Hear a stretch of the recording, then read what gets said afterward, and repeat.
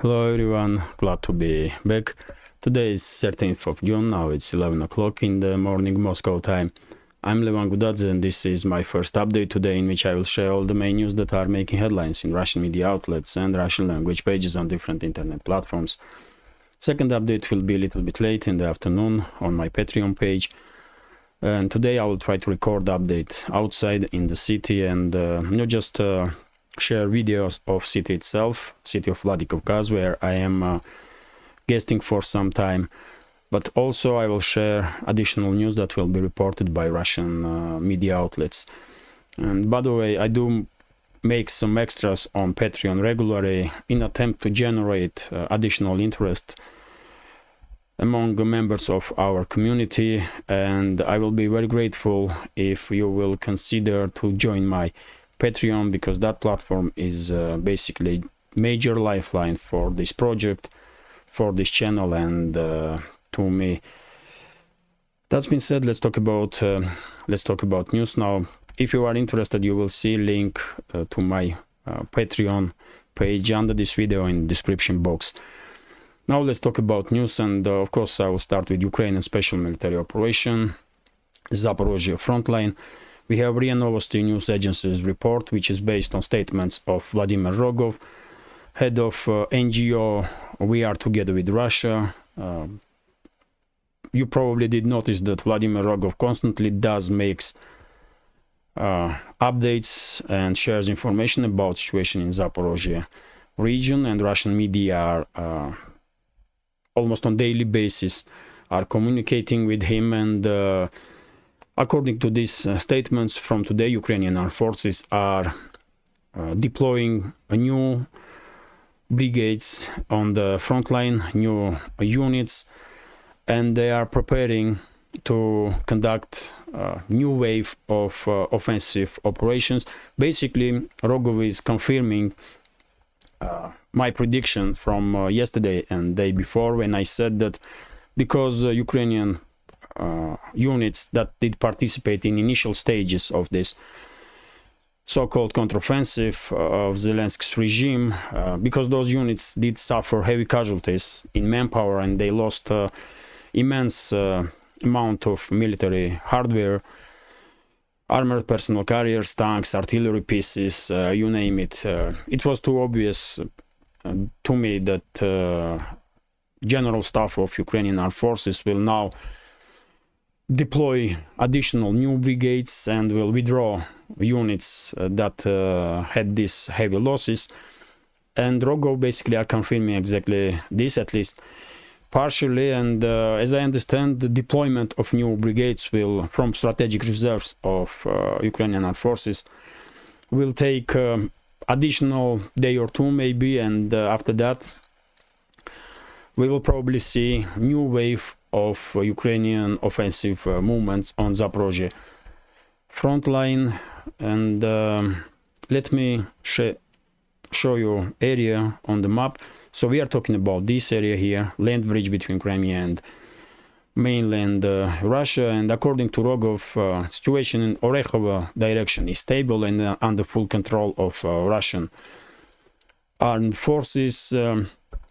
A little bit more activity are taking place in direction of this bridgehead that Russia did control between Ugledar and Gulyai-Pole, and there are different accounts, different reports that are contradicting each other about situation on this bridgehead.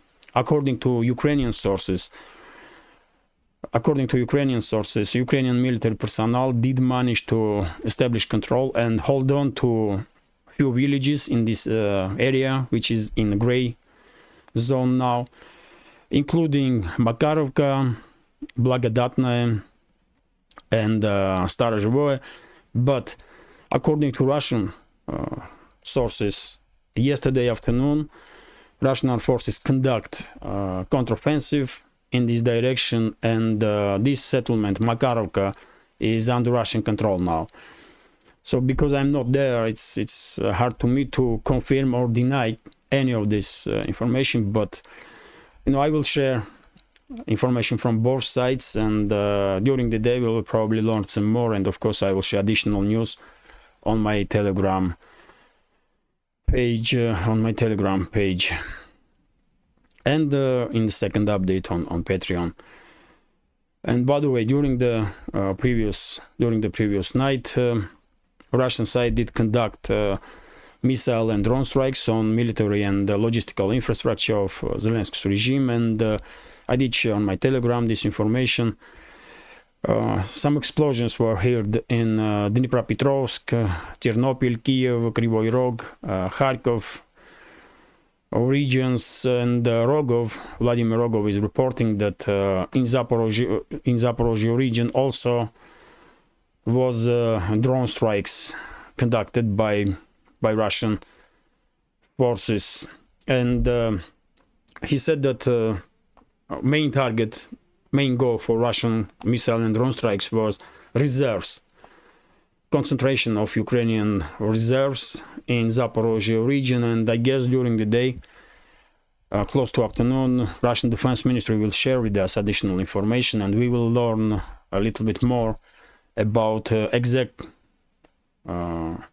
targets that was hit by Russian missiles and drones. And when it comes to missile strikes, some sources did report that in direction of Pilogi yesterday, Russian general was killed as a result of Ukrainian missile strike. I guess if that's true, if this information is real, then I guess intelligence data about location of that general was given to Ukrainian side by US or British intelligence, and if that's the case, then maybe Russian quite massive missile strike previous night was a kind of revenge. And I would not be surprised if we will learn from Russian Defense Ministry today that among logistical targets, Russian side did destroy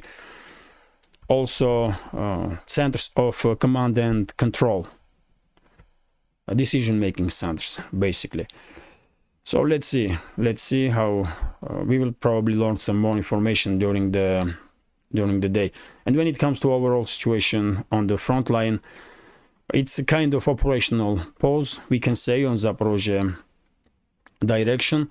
Kherson direction, there was some reports yesterday that Ukrainian side is also massing some forces in Kherson region, and maybe once the level of water in Dnieper River will drop significantly because of destruction of Kakhovka hydroelectric power plant, maybe we will see attempt from Zelensky's regime to cross the Dnieper River and create additional difficulties for Russian forces, especially in terms of logistics on this land bridge between Crimea and mainland Russia. But I guess even though first line of defense of Russian side on Kherson region was underwater and probably are destroyed after Zelensky's regime destroyed that Kakhovka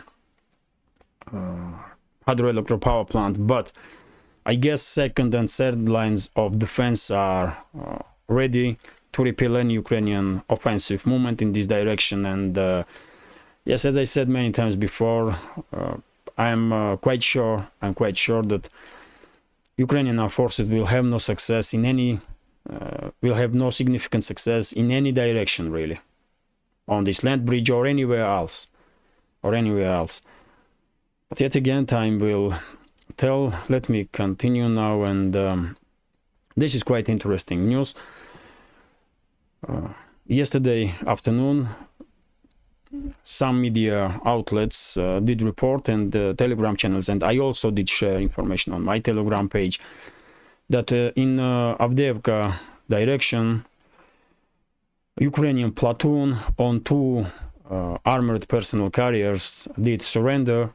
I did share a video of that. This is the video, by the way, and as you can see, They put up white flag on armored personnel carrier R2, BMP-2s, as I understand.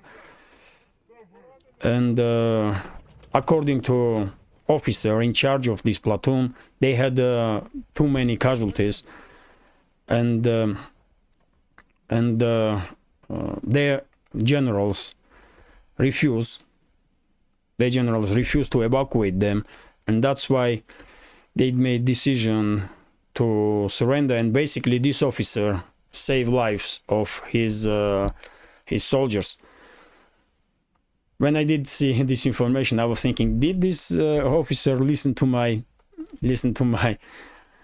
update in recent days? Because that was I was saying exactly, to communicate with Russian side by any means, and put up white flag and surrender and save lives of your soldiers. And that's exactly what this officer, Ukrainian officer, did, according to TASS News Agency's report. Leader of that platoon used radio communication, contacted Russian side on open frequencies, and before detachment units, I guess, before Ukrainian neo-Nazi detachment units were able to attack this platoon, they managed to cross contact line and surrender, which is, as I said, that decision probably will be best decision of that officer in his life, because he saved lives of his soldiers and his own. So that's quite interesting. And by the way, Avdiivka is here, and during previous days I did report about it, that Ukrainian armed forces did try to conduct some offensive, local scale offensive operations in these directions, and there were many reports that Ukrainian units were thrown in direction of the Avdiivka without proper training and even without proper understanding of situation on the front line, where they are. And maybe that was the reason why this unit, this platoon, was not evacuated. So it's some kind of chaotic situation on Ukrainian side in Avdiivka direction, and I guess many officers in this area, Ukrainian officers, are realizing now that they may end up in situation like Ukrainian forces did find themselves in Artyomovsk, in Bakhmut, because Avdiivka more increasingly looks like a second and smaller version of Bakhmut. Ukrainian side, Zelensky's regime is sending more and more reinforcements, and Russian forces are taking out unit after unit, unit after unit, and this is continuous for quite a while now. So yes, great news for those soldiers that will stay alive because of this brave officer who was in charge of that platoon. Let me continue now, and yes, this is what I was saying. By the way, RIA Novosti is reporting that Russian forces conduct a counteroffensive. Oh, that's breaking news right now on RIA Novosti, and according to this breaking news, Russian forces did manage to capture Leopard 2 tanks. Well, I will go to this news in a second, but now I will share this information with you that according to RIA Novosti, Russian forces conducted offensive operation on Vremensky direction, which is this bridgehead that I just spoke about a few minutes ago. And according to RIA Novosti's report, as I said, at least this settlement here, Makarievka, is under Russian control. And by the way, all the other villages that formally are under control of Ukrainian forces in reality are in gray zone, because landscape here is such that and these settlements are so small, tiny, it's nowhere to hide really from artillery, and Ukrainian forces have to be on the move constantly. If they will if they will create some kind of temporary base on those settlements, that base will be destroyed just straight away because of surveillance drones that are controlling entire this area. And I guess today maybe Russian side will conduct additional offensive operations and re-establish control over all the villages on this bridgehead. That's quite possible, because yesterday, if you remember, I did predict that Russian side will try to retake some settlements, and exactly that did happen. And in few hours time after I upload the update yesterday, information was reported that Makarivka is under Russian control again. So that's a prime example of mobile defense that Russian side is performing on this in direction of this bridgehead. They are retreating when they see offensive movements of Ukrainian forces. They are calling artillery and aviation support, and after that they are conducting a counteroffensive, retaking territories and waiting. And once Ukrainian forces start offensive movement again, they are repeating exactly the same, retreating, calling artillery fire, and then attacking again. And that's why Ukrainian side did have the immense casualties in direction of this bridgehead, in manpower and also in military equipment. And now let me check this news about Leopard tanks. So this is breaking news. There is not much information for this moment. RIA Novosti is reporting that armed forces of Russian Federation did manage to capture German Leopard tanks, and that's a video here also.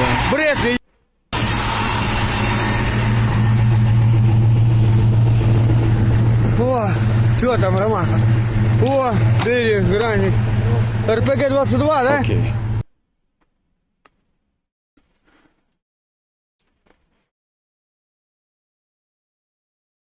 Okay.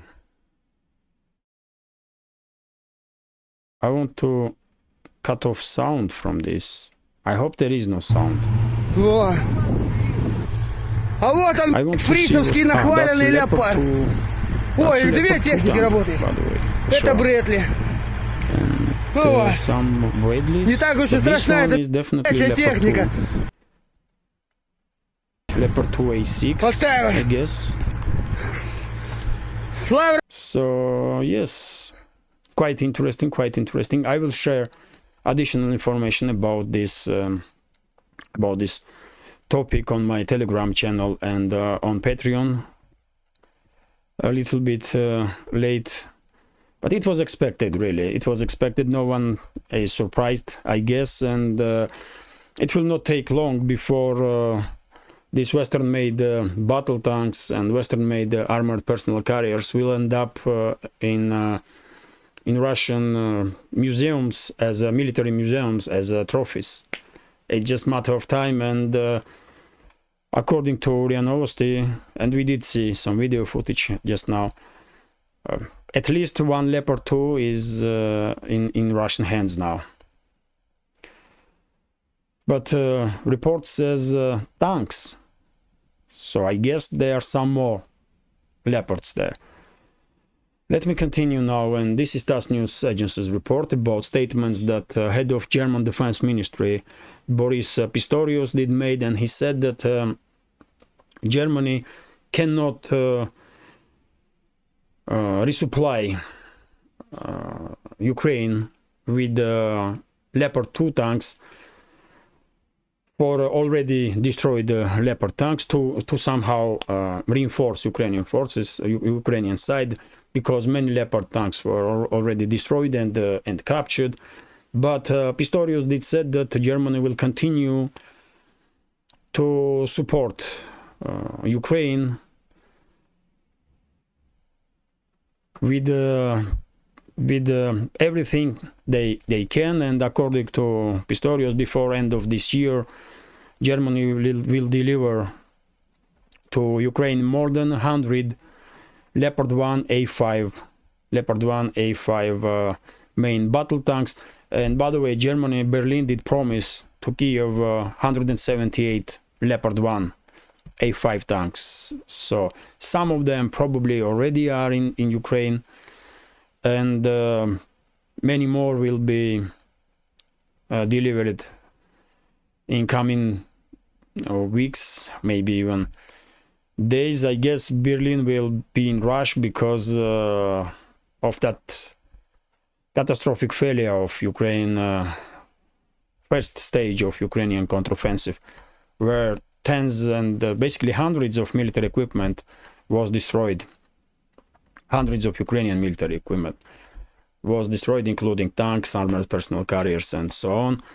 And this is RIA Novosti's report, by the way, according to which Ukrainian armed forces did shell 2 villages in Kursk region, and many houses were damaged. Some houses did caught fire. And once again, what military purpose this kind of strikes achieving? I mean, what military goals they can achieve with this kind of attacks on civilians? None. But all Zelensky's regime does is tries to terrorize civilians, and that's it really. They are trying to terrorize civilians. They will be unsuccessful, of course.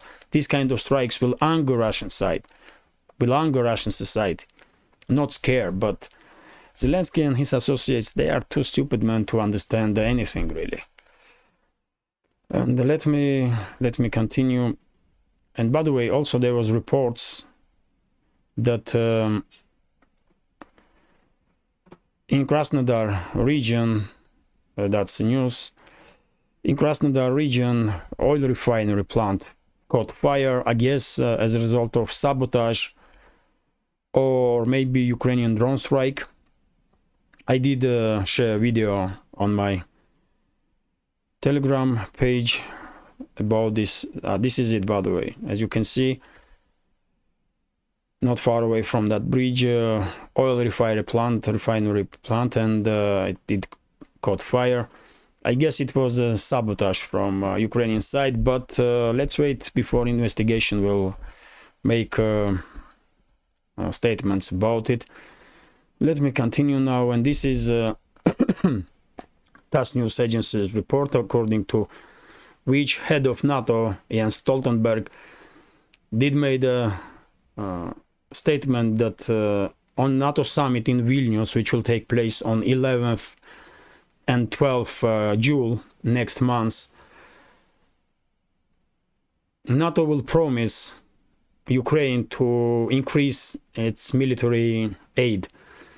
Well,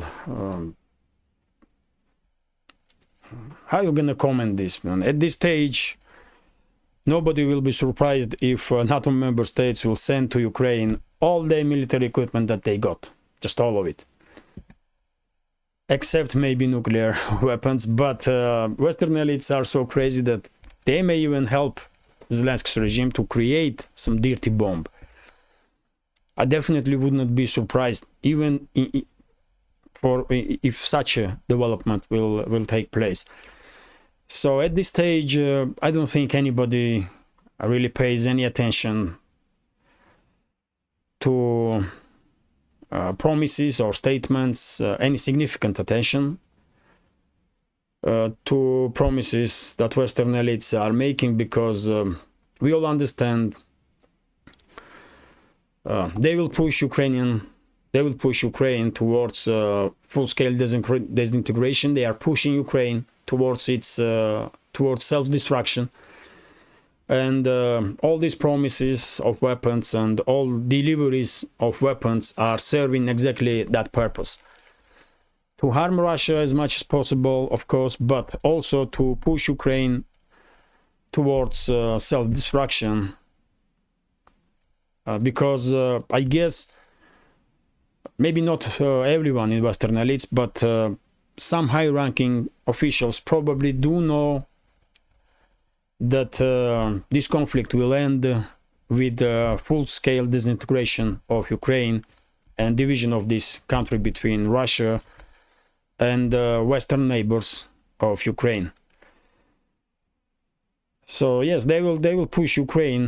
They will give them weapons, as much weapons as necessary, and they will push Zelensky's regime towards counteroffensives, towards military activity, so that Russian side will neutralize as much as possible Ukrainian armed forces, as much as possible, so that Western neighbors of Ukraine, once they will introduce their military to Western regions of Ukraine, will have as little resistance from Ukrainian side as possible. So that's a frame that I see all these statements from Western elites about deliveries of military equipment. They are pushing Ukraine towards self-destruction, and many of them in the West probably already know that after this conflict will end, there will be no Ukraine as a state left. Let me continue now, and this is RIA Novosti's report, according to which, quite interesting, Finland delivered to Ukraine 6 Leopard 2R tanks, and 3 of those tanks have been already destroyed. I guess, yes, Finnish and maybe Russian side did capture some Finnish Leopard 2 tanks. Who knows? We will definitely learn a little bit more about this. But yet again, man, why Finland did send tanks to Ukraine? Why they are acting also in self-destructing manner, escalating with Russia? I mean, it don't really seems logical to me. But anyway, I guess Finnish elites will not be very happy once they will learn that almost all military equipment that was delivered from Finland already been destroyed by Russian forces. This is TASS News Agency's report, according to which in Germany biggest air military exercises began in NATO history, as I understand, and some 250 airplanes will join these exercises, and 10,000 personnel, military personnel. 6,000 of them will be German military. Well, just recently, if you remember, there were some exercises, NATO exercises in Norway, on Baltic Sea. Even US even did send its aircraft carrier, maybe that aircraft carrier still somewhere in Baltic Sea direction. And now we are watching these exercises in Germany. I guess we are seeing preparation of NATO to establish no-fly zone over the western regions of Ukraine. Once Russian side will neutralize Ukrainian armed forces, and western neighbors of Ukraine will introduce their armies to these western regions. But what I'm afraid is that maybe Western elites will try to establish control not just over the western regions, but over the central regions of Ukraine also, including Kiev. And in that scenario, we will probably end up in some level of, some scale of direct confrontation between Russian side and NATO militaries.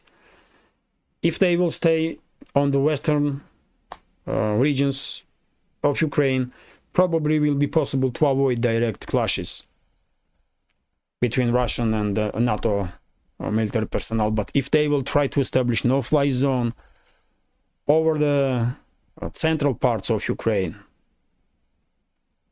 and if they will try to establish control over the half of Ukraine, including Kiev, then we have a direct confrontation between Russia and NATO on our hands. Let's hope this will not happen, because this kind of development very quickly may escalate up to even nuclear exchange. So let's wait and see, man. Western elites are too crazy, so nothing can be nothing can surprise us no more. So let's see.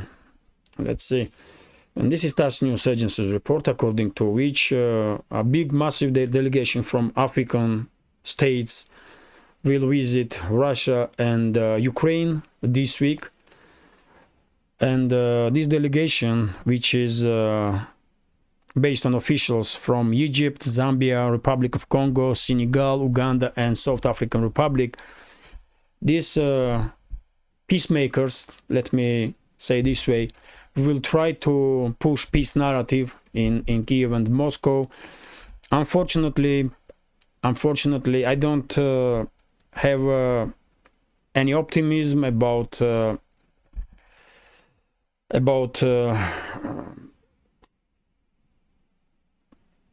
beginning of peaceful negotiations between the sides anytime soon, because as I said, man, for this at this stage it's too clear now that conflict will only end when Ukraine will be divided between its neighbors. But you know, we can of course applaud all initiatives or all peaceful initiatives that have been generated all around the world, including in Africa, in African states. And yes, that's great. All we can say is thank to the delegation of these countries for the attempt to achieve peace in Ukraine. But unfortunately, I don't think conflict will stop now or anytime soon. As I said, man, this conflict will end after Ukraine will be divided between Russia, Hungary, Poland, and Romania, maybe Slovakia also. And there will be no more such a state as the Ukraine left, I guess. That's how bad situation is, and that's what Zelensky's regime did to his country. That's what they did, Zelensky and his associates. They destroyed their own country. And Russia was only asking for neutrality, for God's sake. Not much, isn't it? Russia was only asking for neutrality and for peace and security for Russian speakers in Ukraine. But, you know, how long is this video? 33 minutes. So, a few more informations. By the way, National Interest did publish article from Chandran Nair. He is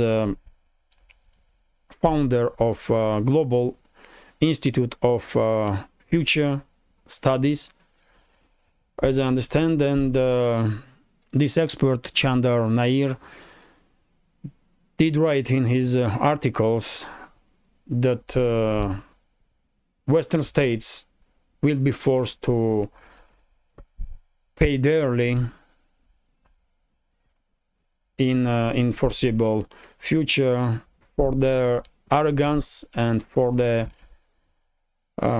attempts to somehow maintain dominance over the world. And this expert Nair is talking about 5 points which definitely are indicating that Western elites, Western states will be forced to come to terms of reality, with reality, and realize and recognize that a multipolar world is developing right now in real time, and they can be part of this multipolar world, but not only dominant force in this world. And by the way, I will share a link to this article on my Telegram. It's on National Interests.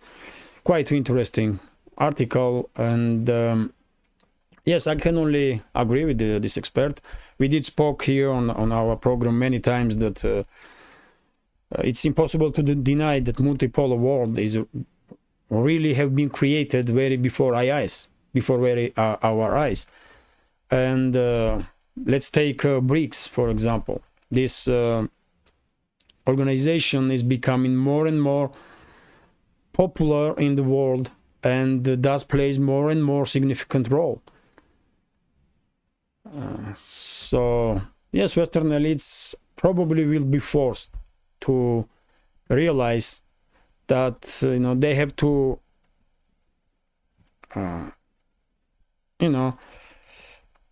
that they can be part of this multipolar world, but they will never be dominant force like they have been for last quite a few centuries. Let me continue now. This is RT's report, according to which a lack of Russian gas could bring German industry to standstill, and this was said by German economy minister Robert Habeck, and he was talking about gas supplies from Russia through Ukraine, and he was asking questions: what will happen when contract with this gas supply will expire? And it's a legit question, really, because Germans don't really have much option, isn't it? They will be forced to buy LNG from US, which will be much more expensive than Russian gas. And well, I guess US, one of the reasons why US did destroy Nord Stream gas pipelines was to deindustrialize Germany and to shift German manufacturing capacities and technologies to US. And by the way, many experts are now saying that exactly this is happening, and many German companies are moving their manufacturing plants from Germany to US because energy is much cheaper in US. So I don't know when German society will wake up and realize what is going on, really, when they will realize that US is destroying their own country and their economy right now. But well, one day majority of German society will wake up, but it will be just too late. I guess it will be too late at that point. Let me continue. If German Ministry of German Economy is saying that they have some difficulties ahead, then probably situation is even much worse. So let me continue. This is TASS News Agency's report about attempt of EU to corrupt states in Latin America, and they are promising now 10 billion investment in Latin America, and basically what they want is EU companies to have access to rare earth minerals